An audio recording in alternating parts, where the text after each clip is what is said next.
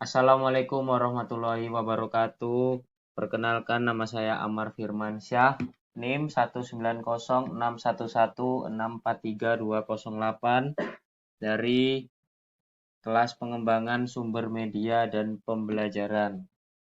Di sini saya akan menjelaskan tentang buku yang telah saya susun, yaitu buku Belajar Pendidikan Jasmani, Olahraga, dan Kesehatan untuk SMA, MA, atau SMK kelas 11 semester 2.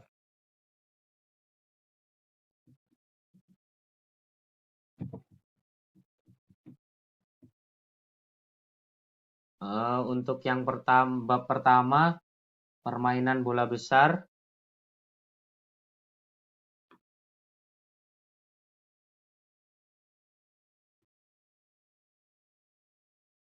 Permainan bola besar.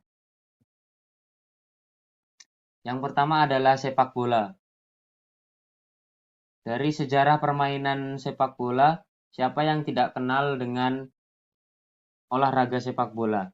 Olahraga satu ini kerap dijuluki sebagai olahraga paling populer sedunia. Hampir seluruh negara di dunia ini punya klub sepak bola nasional lengkap dengan struktur liga dan sistem pertandingan yang mapan apapun negaranya dan dimanapun mereka berada.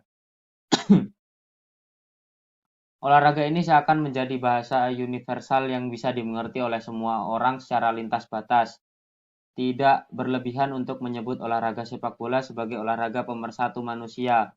Hal ini terlihat sangat jelas dalam Asian Games kemarin ketika seluruh fans sepak bola Indonesia mengesampingkan identitas fans klub masing-masing untuk mendukung bangsanya. Di masa dinastihan, para masyarakat memainkan permainan sepak bola dengan cara menggiring bola ke arah jaring kecil untuk dimasukkan bolanya dengan cara menendang. Di negara Jepang, permainan ini disebut dengan nama kemari. Selanjutnya di negara Italia, permainan dengan cara menggiring dan menendang bola juga digemari oleh masyarakat terutama pada abad ke-16. Yang pertama saya akan menyebutkan tentang aturan permainan sepak bola. Yang pertama adalah lapangan permainan sepak bola. Panjang lapangan 100 sampai 110 meter untuk pertandingan internasional, boleh juga 90 sampai 120 meter untuk pertandingan biasa. Lebar lapangan 64 sampai 75 meter untuk pertandingan internasional serta 45 sampai 90 meter untuk pertandingan biasa. Luas daerah gawang panjangnya 5,5 meter.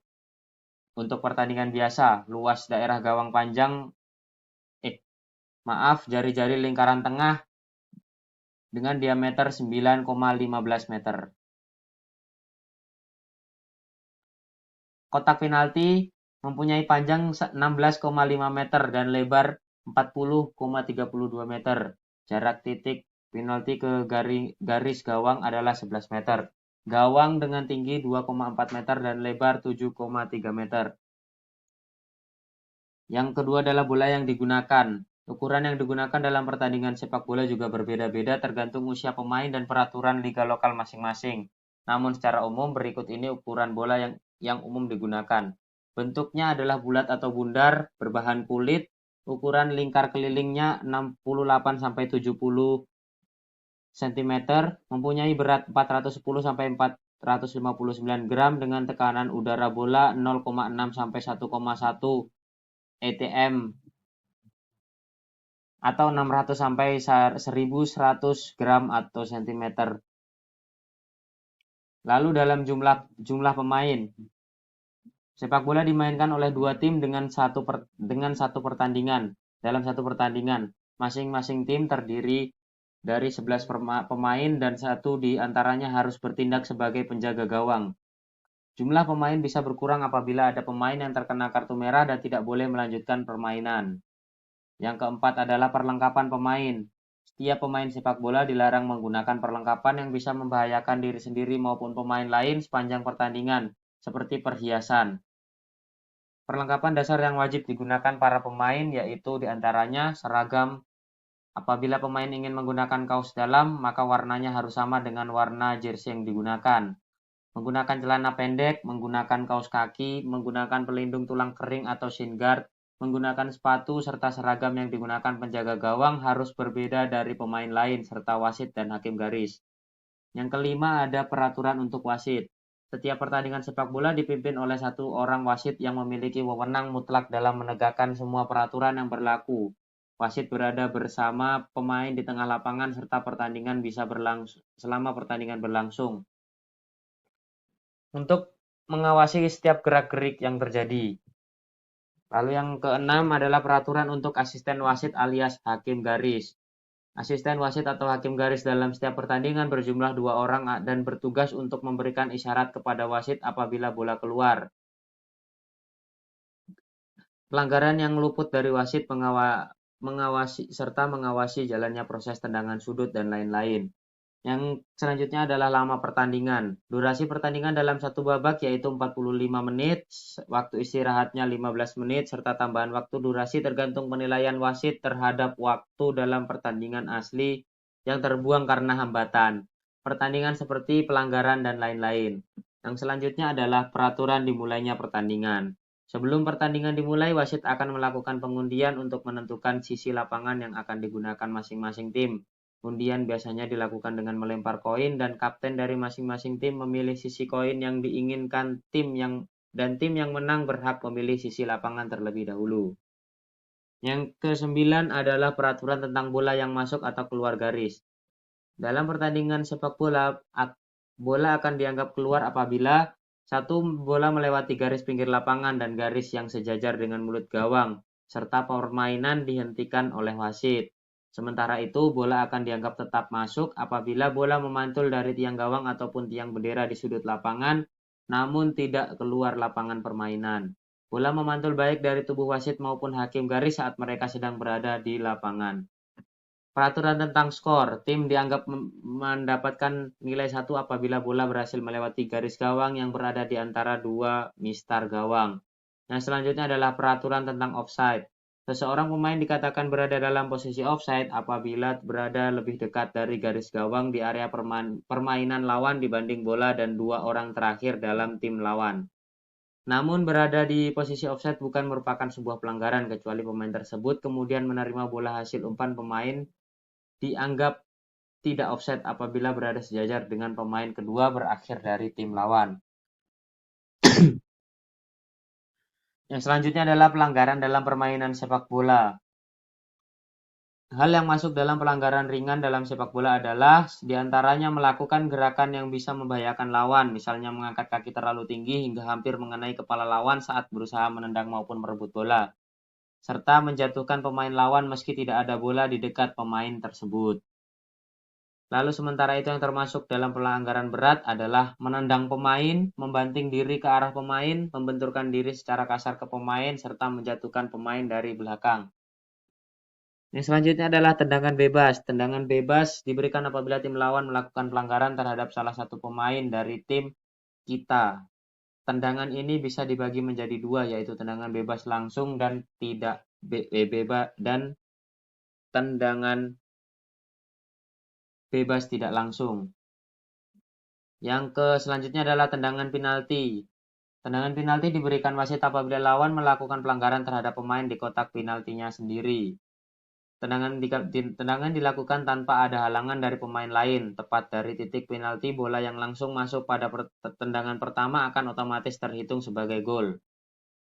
Yang selanjutnya adalah lemparan ke dalam. Lemparan ke dalam dilakukan saat bola keluar lapangan permainan. Lemparan ini dilakukan oleh tim yang tidak menyebabkan bola keluar lapangan.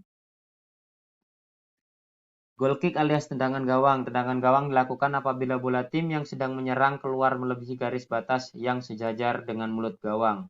Yang selanjutnya adalah corner kick alias tendangan sudut. Tendangan sudut dilakukan saat tim yang sedang bertahan membuat bola melewati garis batas lapangan dengan sejajar dengan gawang.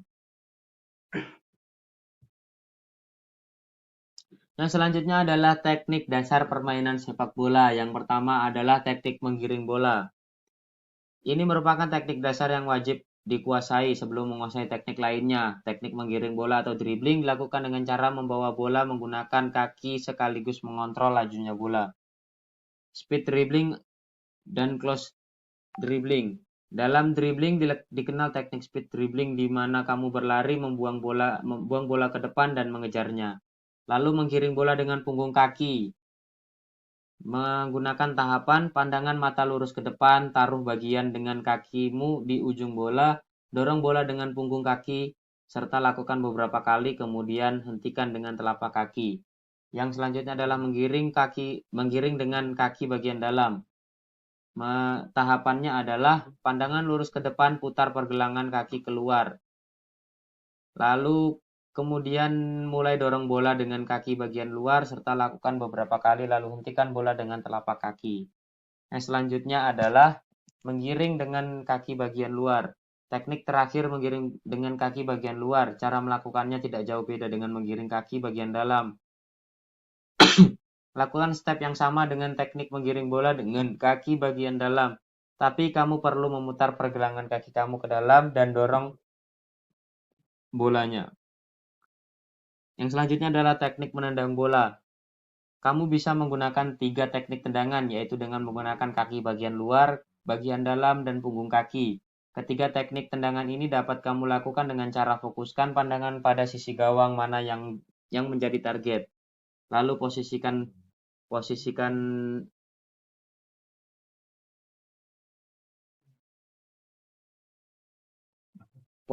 badan serta taruh satu kaki kiri atau kanan pada samping bola.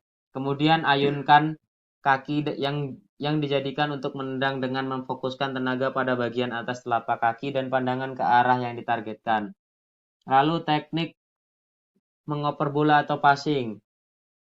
Passing akan sangat efektif untuk menembus pertahanan lawan. Teknik ini dapat dilakukan dengan cara passing pendek, panjang, atau truk pas dan jauh, yang lebih dikenal dengan sebuah umpan lambung. Teknik ini dilakukan dengan cara memposisikan badan menghadap bola, fokus pada pemain yang akan kamu oper, kemudian tarik dan ayunkan kaki yang akan menendang bola menuju pemain tersebut, dan sesuaikan power kaki kamu sesuai jarak pemain yang akan dioper. Yang selanjutnya adalah teknik menghentikan bola. Setelah mempelajari 3 teknik dasar di atas, kamu juga perlu tahu cara menghentikan bola yang dioper padamu. Kamu bisa menghentikan laju bola menggunakan kaki, dada, dan paha. Untuk menghentikan bola dengan kaki, kamu bisa menggunakan kaki bagian luar, dalam, telapak, dan punggung.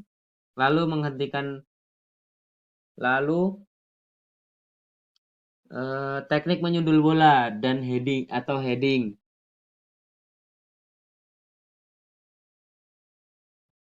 Teknik ini akan kamu gunakan ketika kamu tidak bisa menggapai bola yang terlalu tinggi dan pastinya untuk membobol gawang lawan dan juga passing. Lalu teknik lemparan ke dalam. Teknik ini akan kamu gunakan ketika di tengah pertandingan terjadi out atau bola keluar dari sisi kiri dan kanan lapangan. Untuk melakukan teknik ini, kamu perlu melempar bola dengan kedua tangan. Yang selanjutnya adalah permainan bola voli. Sejarah permainan bola voli. Morgan menciptakan permainan baru ini dengan diberi nama Mintonette. William J. Morgan memiliki kesamaan dengan James Naismith, yaitu mendedikasikan hidupnya sebagai seorang instruktur pendidikan jasmani. Yang selanjutnya adalah teknik dasar permainan bola voli. Teknik dasar permainan bola voli ada 4 item, yaitu service, passing atas, passing bawah, serta smash. Lalu beberapa aturan dalam permainan bola voli.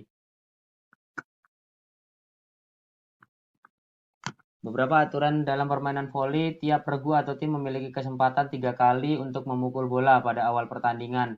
Salah seorang pemain wajib melakukan serve ke arah lawan yang dilakukan oleh seorang serve. Tim yang memenangkan rally berhak mendapat 1 poin serta memiliki hak untuk melakukan serve. Lalu jumlah pemain dalam satu regu adalah 6 orang, hanya 3 pemain yang bisa melakukan blocking di dekat net, sedangkan pemain lainnya bertugas memukul bola melewati net dari belakang garis serang atau garis 3 meter. Pertandingan permainan bola voli terdiri atas 5 set. 4 set pertama menggunakan sistem 25 rally point, sedangkan pertandingan terakhir menggunakan sistem 15 poin. Yang selanjutnya adalah ukuran lapangan bola voli. Memiliki panjang lapangan 18 meter, lalu lebar lapangan 9 meter, lebar garis serang 3 meter, serta ukuran net lebar 1 meter, panjang 9 meter. Tinggi net bola voli yaitu putra 2,43 meter serta putri 2,24 meter. Tinggi antena yaitu 0,8 meter di atas net, serta mata jalan net 10 cm.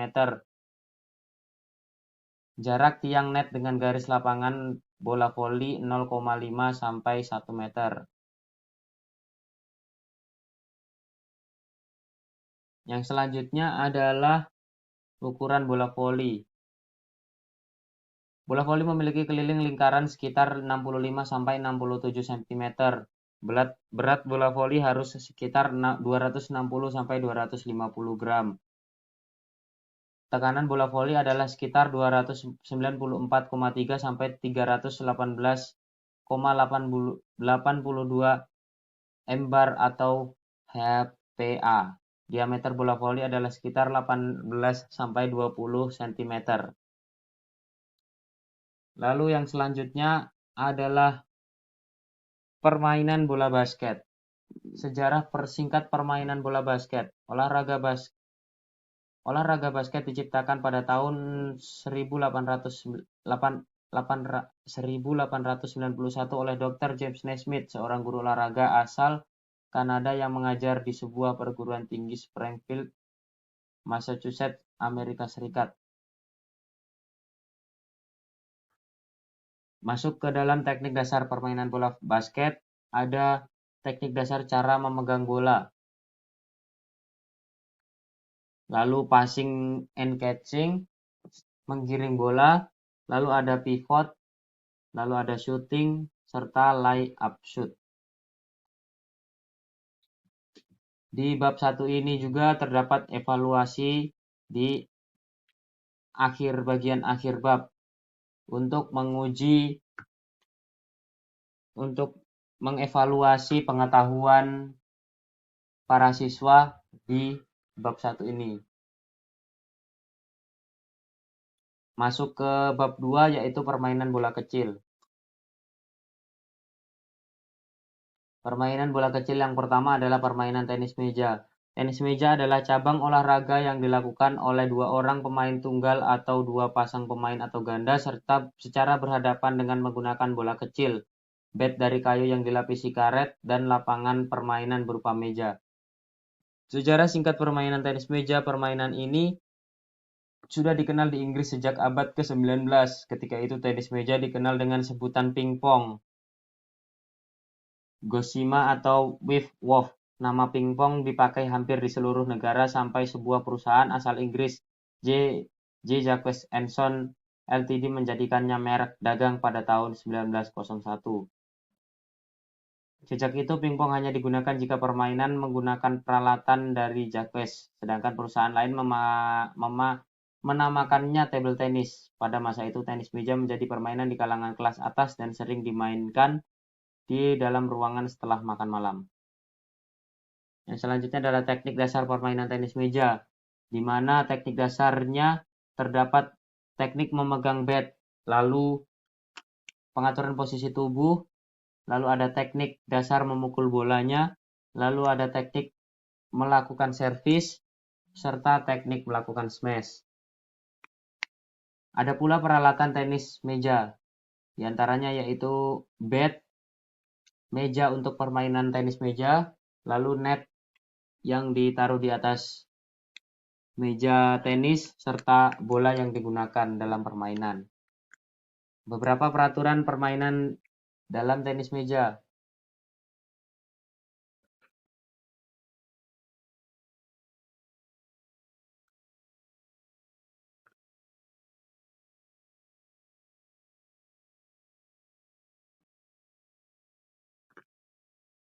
Di antaranya adalah pemain harus memukul dengan cara menyentuhkan papan pemukul atau bat. Pemain harus melakukan servis. Penerima bola atau receiver merupakan pemain yang memukul bola yang keduanya dalam satu rally, serta permainan diawasi oleh seorang wasit dan pembantu wasit. Masuk ke dalam permainan bulu tangkis. Permainan bulu tangkis terdiri dari dua kata, yaitu bulu dan tangkis. Secara harfiah, olahraga ini bisa diartikan sebagai permainan yang dilakukan dengan cara menangkis bola bulu menggunakan raket. Bolanya sendiri merujuk pada kok yang memang terbuat dari bulu-bulu hewan unggas. Sedikit sejarah permainan bulu tangkis. Tidak ada yang tahu pasti tentang asal mula penciptaan olahraga bulu tangkis, akan tetapi banyak pendapat yang mengatakan kalau permainan tersebut sudah ada sejak zaman Mesir kuno, yaitu sekitar 2000 tahun yang lalu. Ada pula yang berpendapat bahwa bulu tangkis sebenarnya berasal dari Tiongkok.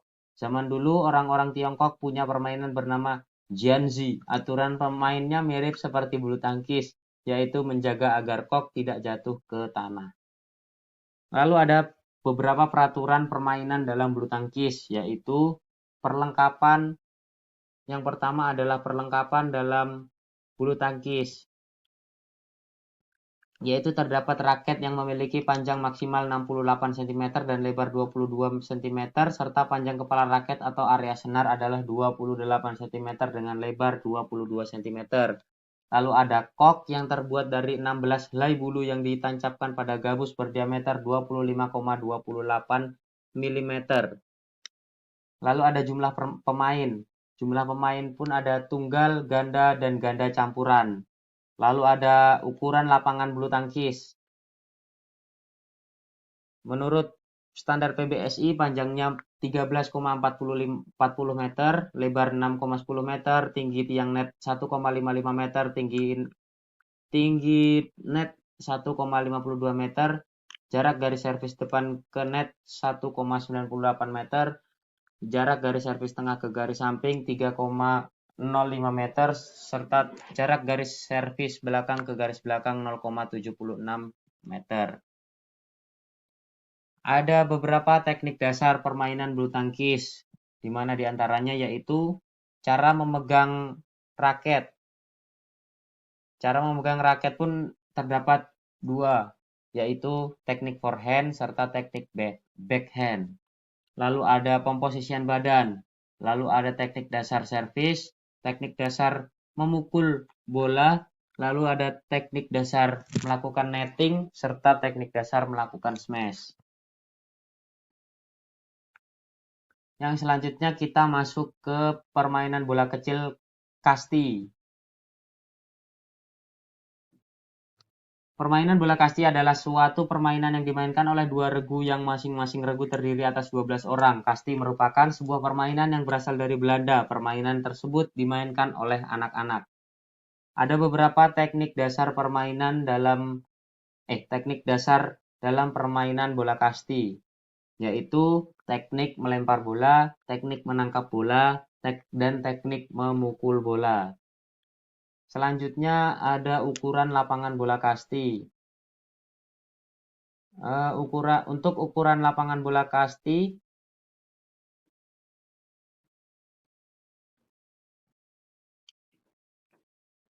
yang terbesar adalah 30,60 meter dengan ruang pemukul dan ruang bebas yang menjadi 30 kali 65 meter. Ukuran yang besar untuk anak-anak besar, sedangkan ukuran yang kecil untuk anak-anak kecil atau anak-anak perempuan. Semua garis batas dinyatakan dengan menggunakan kapur atau tali atau juga bilah. Di bab 2 ini ada evaluasi bab 2, di mana evaluasi bab 2 ini berguna untuk mengetes kemampuan pengetahuan siswa di bab 2 ini. Kita masuk ke bab 3, yaitu bela diri. Di bab 3 ini ada bela diri yaitu pencaksilat. Pencaksilat atau silat merupakan seni olahraga bela diri yang berasal dari Asia Tenggara, Indonesia, Brunei Darussalam, Singapura, Filipina, dan Thailand. Silat adalah istilah yang dikenal secara luas di kawasan Asia Tenggara untuk menyebut seni bela diri ini. Meskipun masing-masing negara tersebut juga memiliki penyebutan sesuai bahasa lokal mereka seperti gayong dan cekak atau Malaysia dan Singapura. Bersilat di Thailand dan pesilat di Filipina. Asal-usul pencaksilat di Indonesia. secara singkat mengenai asal-usul pencaksilat di Indonesia. Sampai saat ini belum ada yang dapat memastikan kapan dan bagaimana asal-muasal pencaksilat ini. Ada yang menyebut adanya bela diri ini karena kemampuan para nenek moyang untuk melindungi dan mempertahankan kehidupannya atau kelompoknya dari tantangan alam. Mereka menciptakan berbagai jurus dengan menirukan berbagai gerakan binatang seperti kera, harimau, ular, atau burung elang. Ada beberapa teknik dasar dalam olahraga pencaksilat. Yang pertama adalah teknik kuda-kuda, lalu teknik sikap pasang, lalu ada teknik arah, teknik pola langkah, teknik tendangan, teknik pukulan, serta teknik tangkisan. Lalu ada beberapa peraturan pencaksilat. Secara garis besar ada peraturan umum, lalu ada peraturan dalam pertandingan pencaksilat, lalu ada peraturan nilai, serta peraturan menang yang dijelaskan di buku ini. Lalu ada beberapa alat pertandingan dalam pencaksilat. Dijelaskan terdapat secara garis besar lapangan pencaksilat, perlengkapan gelanggang pencaksilat, serta perlengkapan pertandingan dalam pencaksilat. Ada pula nomor pertandingan dalam pencaksilat, yaitu tanding, tunggal, ganda, serta regu. Di bab ini ada evaluasi bab 3 untuk mengetes pengetahuan wawasan para siswa di bab 3 ini. Selanjutnya kita masuk ke bab 4, yaitu olahraga renang. Renang merupakan salah satu cabang olahraga akuatik. Renang adalah upaya untuk menggerakkan atau mengapungkan atau mengangkat semua bagian tubuh ke atas permukaan air. Renang biasanya dilakukan tanpa perlengkapan bantuan. Renang adalah cabang olahraga yang menggunakan anggota tubuh terutama bagian tangan dan kaki untuk bergerak di dalam air. Selanjutnya adalah sejarah singkat renang. Berdirinya perkumpulan renang membuahkan hasil di ajang Far Eastern Games atau Olimpiade Timur Jauh yang diselenggarakan pada tahun 1934 di Manila, Filipina. 2 orang peloncat indah dari Hindia Belanda sukses mengukir prestasi sebagai juara pertama dan kedua. Di Indonesia, kepopuleran renang diawali di Kota Bandung, yaitu dengan dibangunnya kolam renang Cihamplas pada tahun 1904. Setelah itu kolam renang pun dibangun di beberapa kota besar di Indonesia seperti Jakarta dan Surabaya. Perkembangan olahraga renang di Indonesia selanjutnya ditandai dengan lahirnya sebagai perkumpulan renang seperti Bandung Swimbond atau Perserikatan Renang. Ada beberapa teknik dasar renang yang dijelaskan di buku ini, yaitu tentang teknik pernapasan dalam renang, lalu teknik mengapung dalam renang, serta teknik meluncur dalam renang. Ada juga beberapa macam-macam gaya dalam renang, yaitu gaya dada, ada gaya bebas, ada gaya punggung, serta gaya kupu-kupu. Selanjutnya sarana dan prasarana dalam renang. Sarana dan prasarana yang digunakan dalam renang diantaranya yaitu pakaian renang, pelampung, kacamata renang, kolam renang, lintasan, pencatat waktu, serta block star. Lalu ada beberapa aturan olahraga yang dijelaskan di buku ini, yaitu beberapa di antaranya yaitu perenang harus berada dalam posisi start setelah wasit start memberikan aba-aba siap. Start dianggap tidak sah jika ada peserta yang melompat lebih dahulu sebelum ada aba-aba.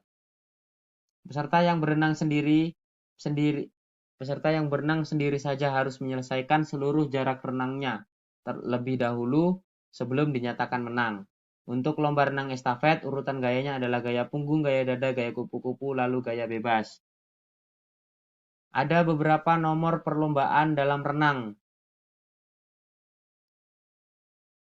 yaitu ada gaya bebas, gaya kupu-kupu, gaya punggung, nomor gaya dada, gaya ganti perorangan, gaya ganti estafet, gaya bebas estafet, serta maraton. Di olahraga renang pun ada beberapa manfaat yang dapat kita peroleh saat renang. Di antaranya adalah menghilangkan stres, meningkatkan stamina tubuh, baik untuk penderita kanker payudara, meringankan sakit dan nyeri, mencegah obesitas, baik untuk ibu hamil, serta sarana bermain dan rekreasi. Yang terakhir menghilangkan rasa takut terhadap air. Dan selanjutnya menumbuhkan sikap positif.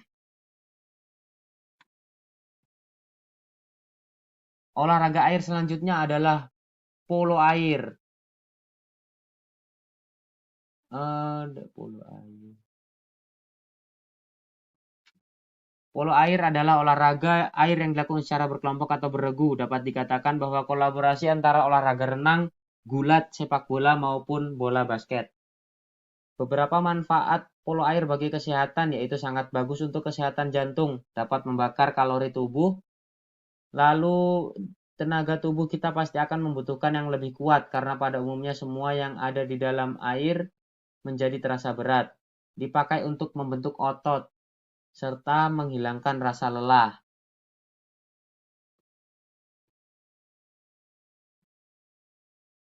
Ada secara singkat sejarah polo air. Sejarah polo air merupakan cabang olahraga yang sudah cukup lama dipertandingkan di Indonesia. Olahraga ini sudah dipertandingkan pada Pekan Olahraga Nasional pertama tahun 1984 di Skotlandia. Polo air sudah dikenal semenjak tahun 1908 dan berkembang terus di era 1950 sampai dengan 1960-an. Di buku ini pula dijelaskan cara bermain dalam olahraga polo air. Lalu selanjutnya diterangkan tentang ukuran lapangan polo air.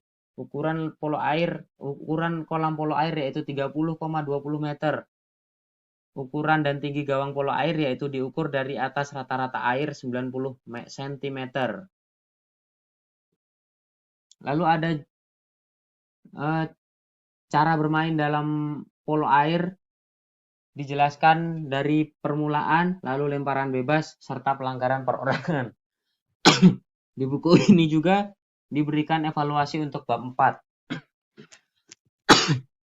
Untuk mencoba memberikan tes terhadap wawasan siswa di bab 4 ini.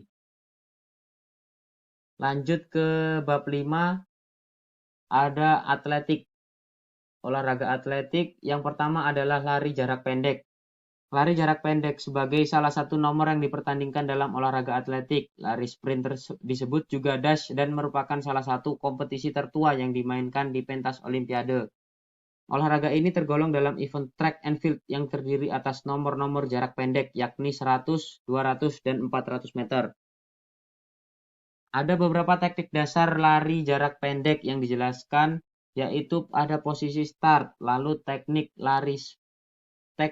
untuk lari sprint, serta teknik saat menyentuh garis finish. Sedikit manfaat lari jarak pendek.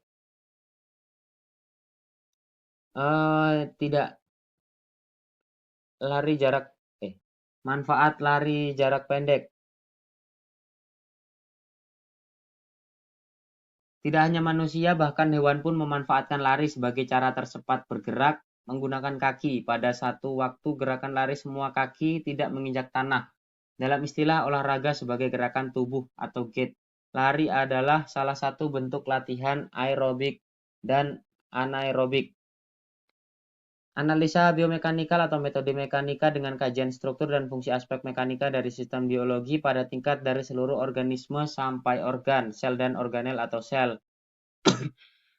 Dari para pelari menunjukkan perubahan pada tubuhnya antara lain ketika melakukan gerakan-gerakan berlari, adanya sudut yang besar dari lutut-lutut mereka. Bagi seorang pelari profesional, terutama pada jarak pendek, mereka akan menggunakan teknik-teknik khusus baik latihan aerobik dan anaerobik tadi. Teknik latihan ini akan bermanfaat membentuk tubuh mereka agar kelak siap berlari dengan cepat.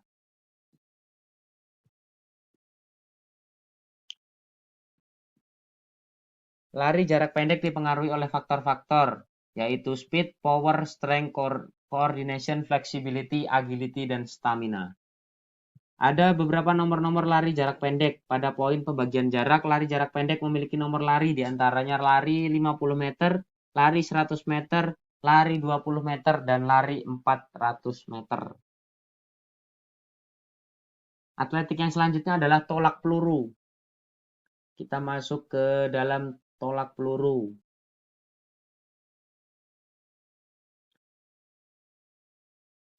Dalam sejarah singkat tolak peluru, olahraga tolak peradaban pada saat peradaban Yunani kuno melakukan olahraga melempar batu. Pada abad pertengahan pun para tentara melakukan olahraga melempar peluru meriam. Ini adalah titik awal inspirasi olahraga tolak peluru. Kemudian bergeser pada abad 19 digelar Highland Games di Skotlandia. Peserta kompetisi ini diminta melemparkan beban berbentuk bulat yang terbuat dari batu atau metal hingga melewati garis tertentu. Lalu ada 3 gaya melakukan tolak peluru. Yang pertama adalah gaya ortodoks, lalu gaya O'Brien, serta gaya spin. Beberapa teknik dasar umum melakukan tolak peluru, yaitu untuk melakukan tolak peluru, titik awal ayunan adalah dari dekat dagu. Sepanjang melakukan olahraga ini, beban tidak boleh berada di bawah atau belakang pundak. Dari waktu ke waktu, para atlet menemukan teknik mereka sendiri dan dalam memaksimalkan gaya lontaran. Lebih jauh lagi, beberapa teknik tolak peluru yaitu pegangan beban atau peluru dengan telapak tangan bagian atas, jari sebaiknya renggang agar bisa menjadi penahan. Kaki kanan berada di batas belakang lingkaran kaki, kiri sejajar dengan tubuh. Lalu, pegang peluru dengan tangan kanan, letakkan di bawah telinga. Di saat bersamaan, kaki kanan juga ikut memberi dorongan, seluruh tubuh diarahkan serong ke depan. Ada beberapa manfaat dalam melakukan tolak peluru, diantaranya adalah memperkuat otot, membangun massa otot, serta membakar kalori. Ada juga beberapa aturan dalam tolak peluru. Atlet tolak peluru harus menahan peluru dengan lehernya saat melakukan gerakan tolakan. Atlet melakukan dalam lingkaran saja dan tidak boleh sampai keluar. Saat salah satu kakinya menyentuh daerah luar garis lempar, maka akan langsung didiskualifikasi. Peluru wajib mendarat pada sektor area yang sudah disediakan.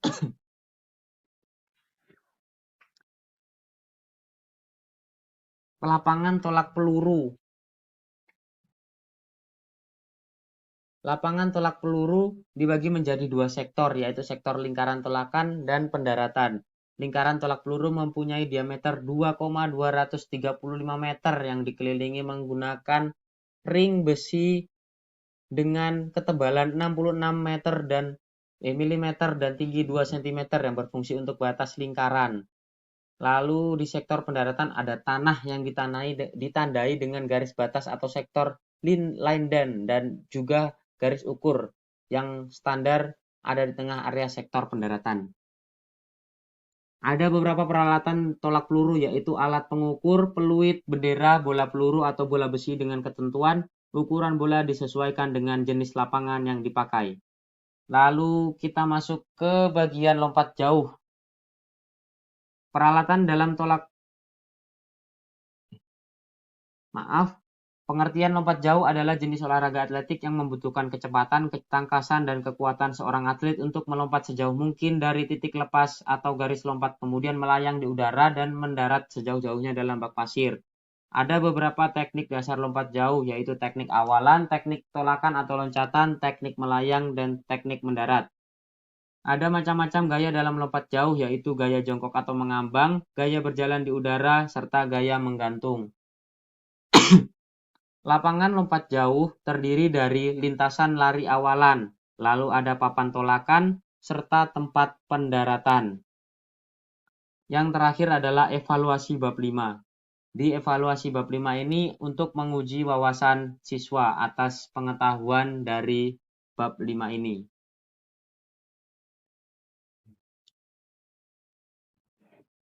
Terima kasih atas perhatiannya, terima kasih atas waktunya. Mungkin hanya ini saja yang dapat saya sampaikan. Kurang dan lebihnya saya mohon maaf. Saya akhiri. Wassalamualaikum warahmatullahi wabarakatuh.